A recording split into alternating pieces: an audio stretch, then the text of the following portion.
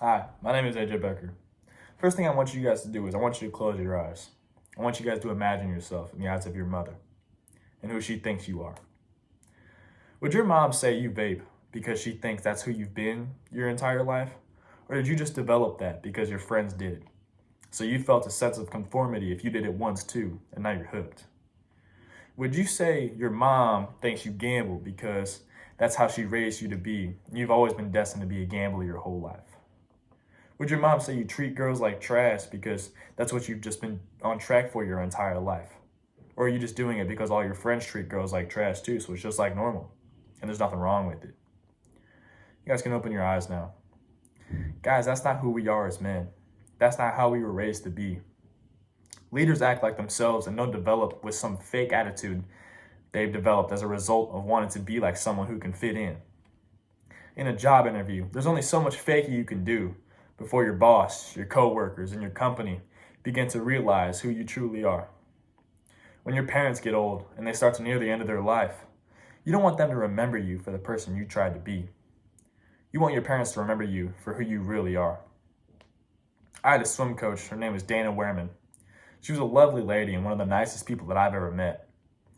The thing about it was that we took advantage of her practices because they were easy. Our head coach is super strict and puts us to work, so on the days that he was at the firehouse, she would be the coach and we would all be thankful we didn't have to work as hard. But at the end of the day, her goal was just to make us better. Her son had graduated a year before and was off at KU, so she very well could have just retired as a coach the year before, but she didn't because she cared for us. She said the money she earned from coaching was barely enough to pay for gas money just to get down to our pool. She gave us everything she had and did everything in her power just to make us better. But yet our team only thought of her as the nice and easy coach. A day after the state championship, we got a call saying that she wouldn't be able to attend the end of the year banquet because she was sick. The banquet wasn't the same without her, and everyone knew this wasn't like her to miss something important like this if it was just no big deal. She was one of the strongest minded ladies I had ever met, so our entire team was on edge and scared for the possibilities of what could be happening with her. The next day, we all found out it was cancer. She was put into radiation immediately and given significant life support. A few days later, we got a text saying that she was feeling better. She was talking to people, she was smiling, and slowly starting to get better. So the mood lightened up significantly, and we all knew there was hope. The day after that, we were on our way to Destin for our Thanksgiving trip. I remember this day very vividly. We got a call from her husband saying that she had passed away early that morning, and we were one of the first families to hear the news. We were all absolutely devastated, and all I could think about was regret. Regret that I didn't work as hard as I should have. Regret that I didn't appreciate her as a coach as much as I should have. Regret that I didn't utilize the time that she sacrificed just to drive over and coach us to the best of my ability. It was a very dark feeling, and I'll never forget it. I'm sure a lot of you guys have dealt with loss in your lives. All those things I regret are things that I would usually do, but I didn't, due to my selfishness of not wanting to work as hard. My mom knows me personally as a hard worker and as an appreciative person. And while I do feel like I did both of those things, I wish I did them better while she was around.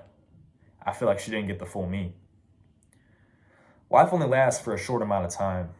You only have a certain amount of time to go play sports, go fishing, run, or whatever you like to do. You only have a certain amount of time left with your friends until you go off to college. You only have a certain amount of time left with your parents before they enter into God's kingdom. Don't let the want to fit in prevent you from treating people the way you know you should. So rather than doing things that would help you fit in with your friends, do the things you know you love doing because God made everyone, including you, unique in their own ways. Leave a legacy of the true you.